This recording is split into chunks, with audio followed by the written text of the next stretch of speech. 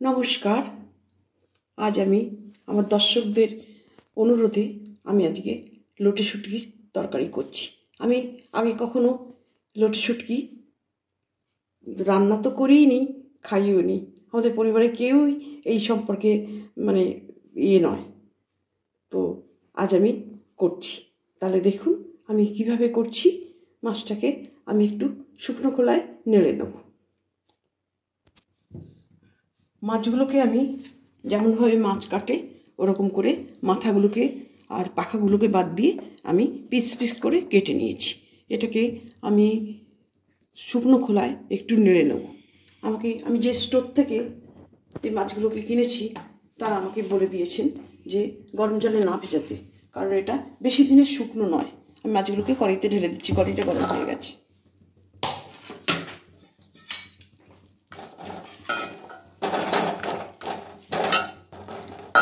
আমি মাছগুলোকে শুকনো খোলায় নেড়ে নিচ্ছি। আমি যে স্টোর থেকে কিনেছি সেইখান থেকে আমাকে এই পদ্ধতি বলে দিয়েছে যে মাছগুলো গরম জলে না ধুতে, বেশি দিনের শুকনো নয়, টাটকা শুকনো। সেই জন্যে এইগুলোকে গরম জলে না দিয়ে ঠান্ডা জলে ঢেলে দিতে। আমার 1 মিনিট মাছটা ভাজা হয়ে গেছে। এইগুলোকে আমি ঠান্ডা জলে ঢেলে দিচ্ছি ধোয়ার জন্যে। মাছগুলোকে আমি 3-4 বার ঠান্ডা জলে ধুয়ে নিয়েছি। আমি গরম জলের ব্যবহার করিনি, কারণ এটা টাটকা লটে শুটকি, গরম জল দিলে গলে যেতে পারে। এবার দেখুন আমি লটে শুটকি দিয়ে আর পেঁয়াজ রসুন দিয়ে আমি কারি করছি। আমি গ্যাস অন করে কড়া বসিয়েছি, তাতে দিয়েছি সর্ষের তেল। তেলটা আমার গরম হয়ে গেছে, তাতে আমি দেবো পেঁয়াজ কুচো। আমি এই 4টে বড় সাইজের পেঁয়াজ কুচিয়ে নিয়েছি, সেটা আমি এতে দিয়ে দিচ্ছি।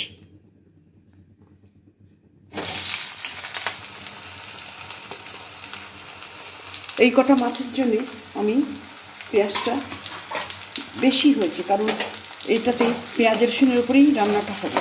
রসুনটা যতটা লাগবে পেঁয়াজটাও ততটাই লাগবে। পেঁয়াজ রসুনেই এর টেস্ট। পেঁয়াজটা ভাজা হতে থাক, তারপরে আমি রসুনগুলো দিয়ে দেবো একে একে। পেঁয়াজটা আমার হাফ ভাজা হয়ে গেছে, এতে আমি একটু নুন দিচ্ছি। নুনটা একটু বুঝে দিতে হবে, কারণ ওটা তো নুন দিয়েই শুকনো করা, সেই জন্য নুনটা একটু বুঝে দিতে হবে।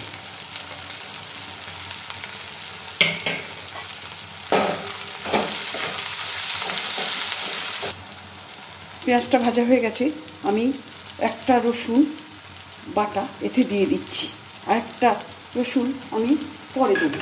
আমি এই রান্নাটা প্রথমবার করছি।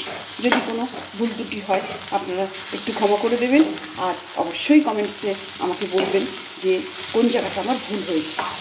তাহলে আমি শুধরে নিতে পারবো ভুলটা। আমি আগে কখনোই করিনি। রসুনটা আমার ভাজা ভাজা হয়ে গেছে। আমি এতে 8টা কাঁচা লঙ্কা থেতো আমি দিয়ে দিচ্ছি। এতে একটু লঙ্কাটা বেশি করে দিতে হয়। পেঁয়াজ রসুন লঙ্কা সমপরিমাণ না দিলে টেস্টটা আসবে না।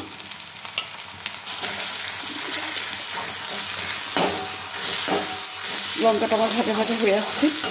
এটা আমি আমার এক বান্ধবীর কাছ থেকে কিছুটা আইডিয়া নিয়েছি, নিয়ে আমি এই রান্নাটা করছি। এবার আমি হলুদটা দিয়ে দিচ্ছি।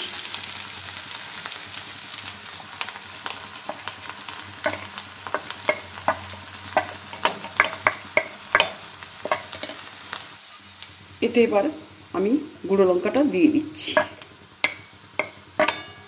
আপনারা লঙ্কাটা একটু নিজেদের টেস্ট অনুযায়ী দেবেন।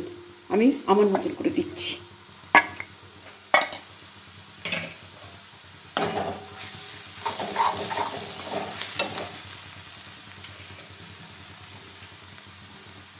মশলাটা কষানো হয়ে গেছে, এবার আমি এতে মাছগুলো ছেড়ে দিচ্ছি।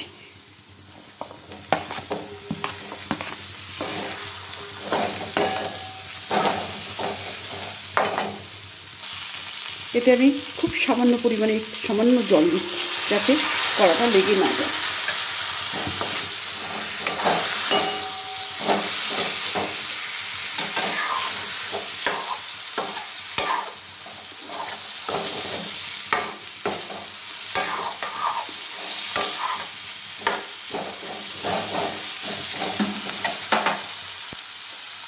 এরপরে আমি দিচ্ছি, আমি দুটো রসুন নিয়েছি, একটা কষায় দিয়েছি, একটা মাছের উপরেই দিয়ে দিচ্ছি।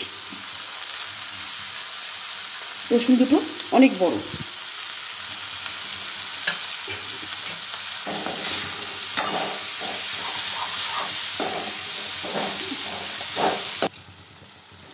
রান্নাটা আমার কষানো হয়ে গেছে।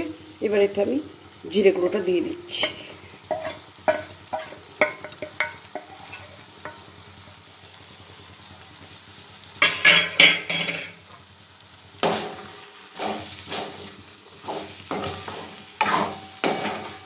গন্ধ তো খুব উঠেছে।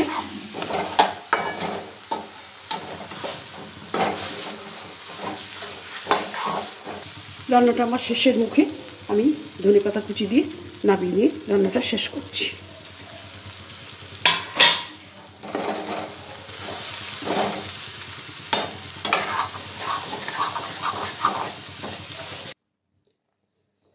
রান্নাটা আমার হয়ে গেছে, লোটে শুটকির তরকারি।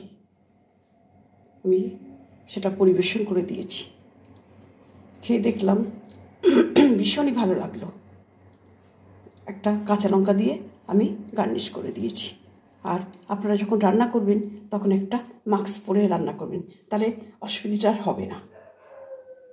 তাহলে এইভাবে করে খেয়ে দেখবেন কেমন লাগছে। আর প্রথম থেকে শেষ অবধি ভিডিওটা দেখার জন্য আপনাদের অসংখ্য ধন্যবাদ। নমস্কার।